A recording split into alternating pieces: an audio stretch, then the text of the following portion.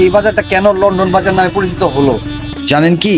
গাজীপুরের কালিয়াকৈরের ফুলবাড়িয়ায় আছে লন্ডন বাজার। গাজীপুরের কালিয়াকৈর উপজেলার ফুলবাড়িয়া এলাকায় নাবির বহর আমগাছিয়া চালা এলাকায় গড়ে উঠেছে এক ব্যতিক্রম ধর্মী বাজার, লন্ডন বাজার নামে পরিচিত। এই বাজারটি সবচেয়ে বেশি পরিচিত পচামিয়া চায়ের জন্য। দূর দূরান্ত থেকে মানুষ এখানে আসে শুধু এক কাপ চায়ের স্বাদ নিতে।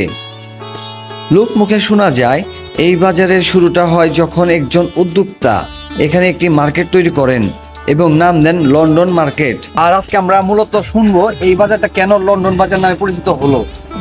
লন্ডন বাজার হচ্ছে আপনার আমাদের এই জায়গার লোক লন্ডন থাকে, কিন্তু মার্কেটের মালিক লন্ডনে থাকে। লন্ডন।